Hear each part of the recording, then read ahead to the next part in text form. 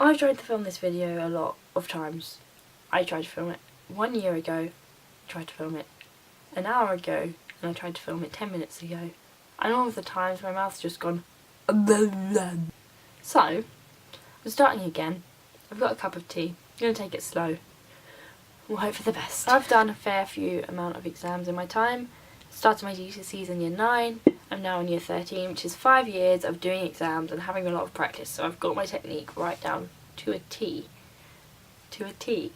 That was an accident and I'm really sorry. When I was in year 10 and 11 I had so many exams, I was just overwhelmed by how many things I had to revise. So I didn't start revising until maybe 2 weeks before exams, and there was a lot of crying and crying and crying, and my mum bringing me cups of tea, and I just sat in my room and read through my textbooks and crammed it for like 2 weeks. That's all I did.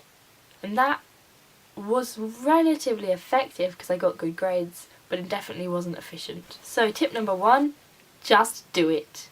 Once you've started revising, it's going to be so much easier to carry on because you'll feel a lot more positive about it. So stop pushing the thoughts of revision to the back of your head and just get started. Hopefully you already know which exams you've got and what you need to revise for each one of those. Make a list. Lists are helpful, always. If it's something that you think you'll stick to, then make a revision timetable. I find putting your exam dates and then working back from there so you know you're going to definitely have time to fit everything in is the best way to do it. If you are going to make one, then make sure it's something that you're going to stick to and that it's not too ambitious, because otherwise it's just a complete waste of your time. Don't spend too long on it, because as much as you try and kid yourself, it's not real revision and it's not going to be helpful to your revision until you actually start revising. Hopefully if you've done a lot of exams before like me, then you'll know by now what works for you and what ways you learn best. But if you don't, maybe if you're in your first year of your GCSEs, then there is a link in the description to help you find out what kind of learner you are. I'm a visual learner, so I learn by seeing things, so I like pretty colours and highlighters and post-it notes and flashcards and mind maps, and also pretty stationery. So this morning I spent £40 on paper chase because it's going to help my revision. I'm also an auditory learner, so I learn by hearing, so in the past I've made up songs with lyrics about the things in the exam, and then when I got stuck in the exam I sang the song in my head and it helped me. My maths teacher talks through everything she does as she does it on the board, and when I'm in an exam situation I hear her saying what she would say and then I can do it. It's really weird. Whatever kind of learner you are, it goes without saying that you can't revise unless your brain is active.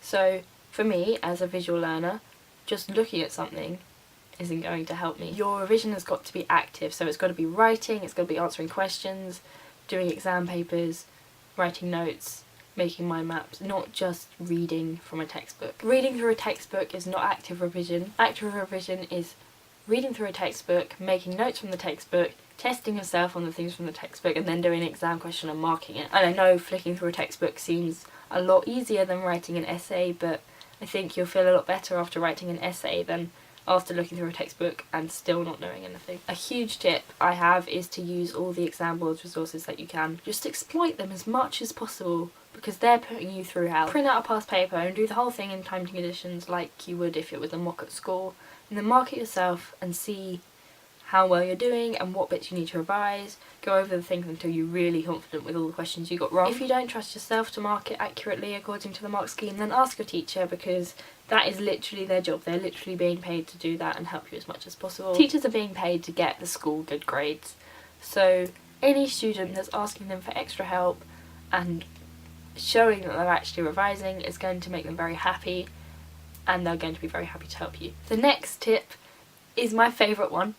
Take breaks. Don't push yourself and push yourself. Burnout isn't fun. After my last exam once, I came home and just laid on the bathroom floor and was off school for like 4 days because I was just so exhausted.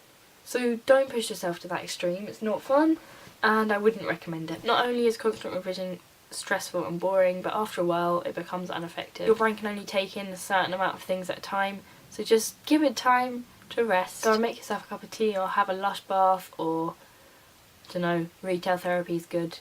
Retail therapy is always good. It's a lot more effective if you set yourself a goal to finish a topic before having a break, rather than doing it at set time intervals, for example every 40 minutes, because then you're going to be interrupting your revision of a certain topic to have a break and then come back and have to start revising the topic all over again. One, the teachers always say, which they're actually right about, start early. Last weekend I got up by accident at like 6 o'clock and I was already washed and dressed and had done an exam paper by 10 o'clock. I don't know how I did it because I don't normally get out of bed that early, but it was really good. I felt really good about myself and had the rest of the day to go and do whatever I wanted, knowing I'd already done all my work. Exams are usually in the morning, so it's really good to get your brain used to working at that time, and when you get into the exam your body will be like a machine.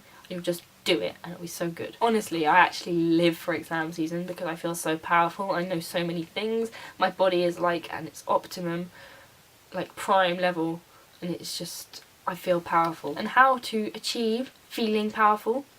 Look after your body. It's so important. It is so important. So healthy diet, plenty of water, plenty of sleep, exercise, all those boring things which actually make you feel really good once you've actually done them. Make sure you've got time for some socialising and a bit of me time, because both of those are really helpful to your mental state, which is really helpful to your revision. If you're feeling really pressured and stressed, then go and talk to someone about it. And if you talk to someone like a teacher or a school counsellor, then they might be able to give you some more helpful advice than me. If you get quite anxious in exams or have panic attacks or something like that, then it might be worth going to speak to someone in your exams office at school, because they might be able to arrange to put you in a separate room to everyone else in the exam. It might help you feel a lot more calm and actually be able to do the exam rather than just focusing on the fact that it feels like your lungs are exploding. On the day of your exam, make sure you have a good breakfast. My go-to exam breakfast is always eggs on toast and pomegranate juice. Drink plenty of water, make sure you had enough sleep the night before, although I did hear on the surgery on Radio 1 once that you should only go to bed normal time. You shouldn't go to bed early because apparently, I can't remember why, it hinders you more than it helps. Make sure you know in advance if you're entitled to extra time or a scribe or to be able to use a computer, because if that's something you need, then make sure you make the most of the opportunity to use it. Make sure you know the time and location of the exam and then turn up at least 15 minutes early so that you don't panic more than you already are. Bring all the things you might possibly need with you. Extra pens, a rubber, pencil, ruler, a calculator, because one time I went to my biology exam without a calculator and there was a 6-mark question with a sum and I didn't have a calculator. Obviously, if it's a maths exam and you're not allowed a calculator, then don't take it in. Effectively, an exam is just a game between you and the examiner, and it's a game you're going to win. Just think of it like that, go into it with confidence, and you'll do great. Good luck everyone, have confidence in yourself, and I know you'll do great because I just gave you some amazing tips.